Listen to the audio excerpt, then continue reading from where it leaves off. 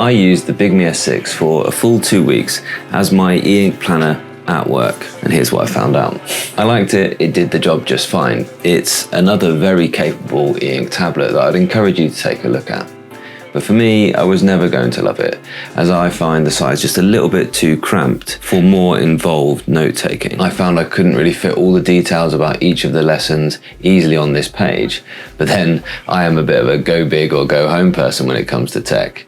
And if it wasn't for having to carry it as well as my work laptop all the time, I'd love to be using a 13.3-inch e-ink tablet as my planner, my notebook, and my productivity suite. With this generation of their e-ink tablets, Bigme have rebranded their user interface. I mean, it's still Android under the hood, but in front of that, they've always had their own custom launcher. And it's always been centered around their Notes app, their Meeting Records app, their Reader, and their other productivity type apps, for instance, the voice translation and their task list. But now they've added features such as a ChatGTP app, and they have given you the option of a more Android style launcher or their own Note style launcher. It's here in Home style, and you get the option between tablet style or Office style. I'm not going to change it, but simply put, the Office style launches into this view, but you still don't get the Android buttons at the bottom. I started out using the Android launcher, and I do prefer that, but I did go to the Office style launcher because that is the sort of intended way to use this device. More on that a little bit later. For some reason, you have to stick to their gestures for things like back button and home button and recents, although recents is also at the top here, rather than having the Android buttons at the bottom. That would just make it so much more intuitive to me. I find those gestures a bit difficult to remember. Especially, I'm just used to having the three buttons at the bottom. Can I please just have the standard back, home, and recents at the bottom, please? They've now called this the AI Note system, and personally, I'm not a big fan of that direction in terms of the branding, at least.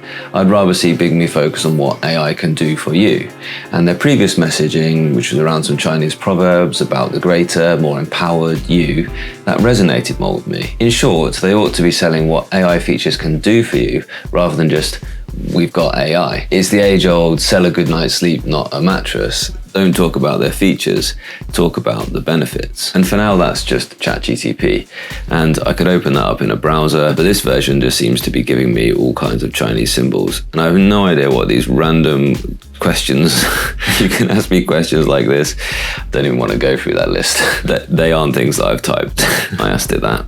I'm liking that Bigme, they are now giving you more options. So you can essentially go for an S6 in black and white, or you can go for the previous color screen, or the newer color screen. And you can generally choose between a higher RAM and higher ROM, so higher memory and higher storage, or lower memory and storage. You can choose your price level, and that's a nice place for consumers.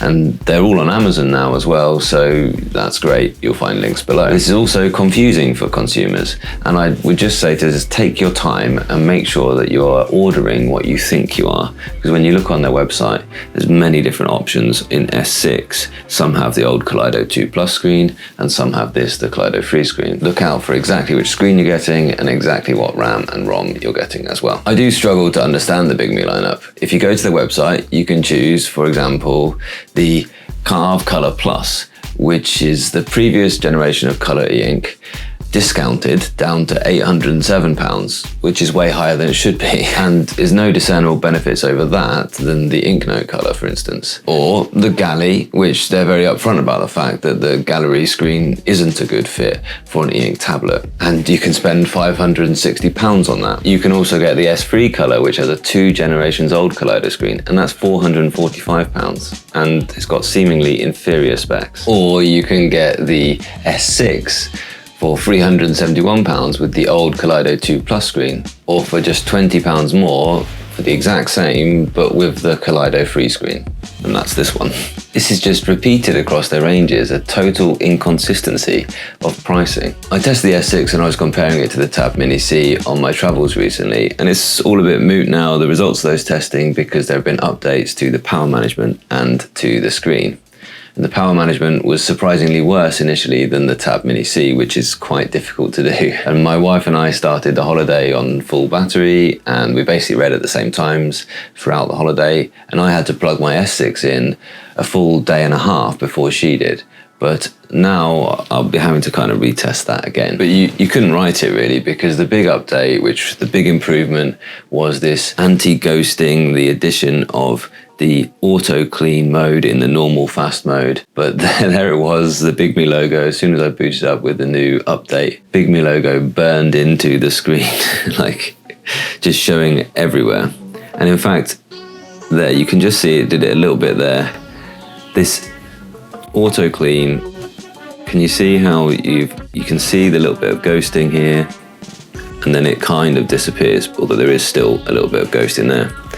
And I can say that it's kind of inconsistent that in their own notes app, where you'd think it would be one of the places it works the very best, it doesn't do it at all. So I've still got the ghosting of the apps there. It's sometimes it seems to work brilliantly, and sometimes it doesn't. And that logo from the very start screen was there after 2 screen changes. So they've added this auto clean function, but I can't see that it's always improving matters. So that first update didn't seem to improve much, and it's certainly nowhere near the Tab Mini C. And one place you really notice it, if you look at the folders, the way they're displayed in the Google Drive, I mean, it's just doesn't make any sense the way those colors are being displayed there. And I would love to know what was in each of those updates, but the problem is that all of the release notes were in Chinese, so I really couldn't tell exactly what updates were in both of those. And I didn't see an AI button to translate it all then and there. The second update, that auto clean function did seem to get a little better, and I can now notice it doing it on this home screen here. There you go, that worked quite well that time. And it is only in the kind of normal and extreme modes, I believe, because the Regal in the HD mode, the HD 265, they do more often full screen refreshes, so it's not necessary. It just takes its time to refresh. And they also, in the latest update, they added these magazine, comic, and custom modes. So we can have a little look at those. This is magazine, comic, and then custom, obviously. It's a custom mode. Now, it is certainly true of the Book Super Refresh technology that you also get that same thing, that it works well in some apps and not so well in other apps.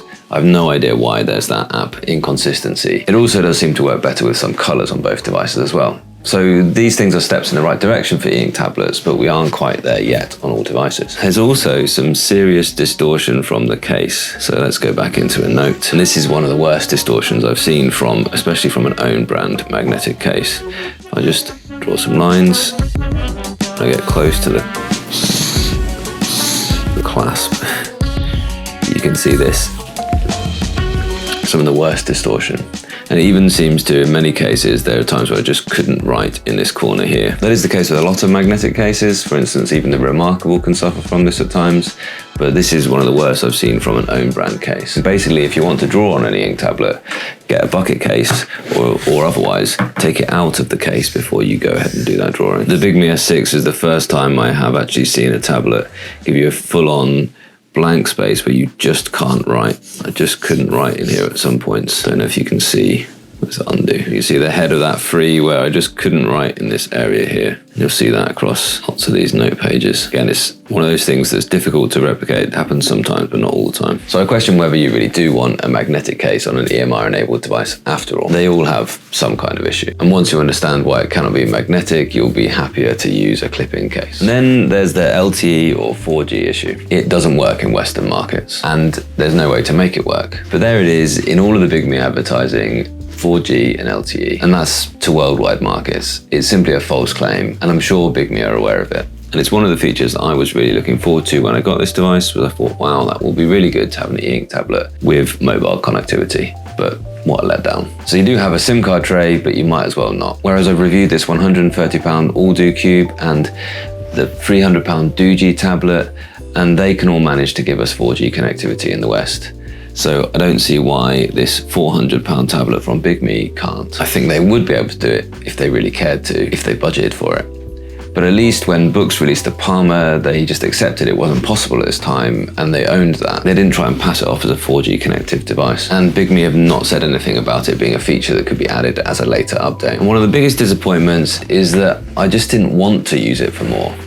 I've been on a bit of a journey with e-ink ever since the Note Air 2 Plus, where I've been finding more and more productivity tasks to do on e-ink. and I just didn't feel like doing any of them on this tablet. I haven't felt this device inviting enough to use for more than just simple note-taking and planning. And I don't think it's just the size. For example, the notes I made for this little section of the video, I made one day after work. It was at the same point that I noticed the Bigme logo was retained in the middle of the screen, and it was making one of my notes on here really hard to read. If I was using the Tab Ultra C, for instance, I would have just clicked home and then opened up Xtiles and written directly into that. I could have either used voice typing or the actual physical keyboard.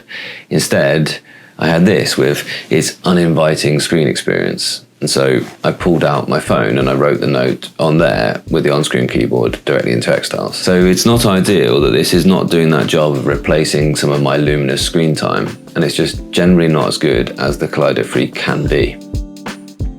So I'm not going to spend ages over my comparison scores, but let's go to where you can view them at eWritable.com, and we can look at the S6 Colour Plus and we can pop it up in comparison with the Onyx Boox Tab Mini C. I'll just generate each of the three sort of spider diagrams. You can see the Bigme is in blue and the Tab Mini C is in red. I'm not going to talk in great depth of these, but you can go yourself to eWritable.com and look at these wonderful spider diagrams that Dan's made for us. But just quickly, you can see that I found the S6 to be behind the Onyx Boox Tab Mini C in just about every way. It is a little bit cheaper though, so there is that. The other difference would be it has a front and rear camera, and the Tab Mini C has none, and it also has a fingerprint reader. The Tab Mini C has none. So it's basically like that all over the show. It's mostly an okay experience, but that's it. It's okay. It's kind of bland, really.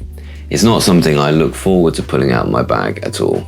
There's still some redesigning to do by Bigme in their hardware and in their software. They need to do something to make the whole thing a bit more lovable. The software has improved, but not enough. And the hardware just still looks like an imitation of the Remarkable, but in plastic. And if you do want to see a direct comparison between the Bigme S6 and the Tab Mini C, then click the video on the screen just now.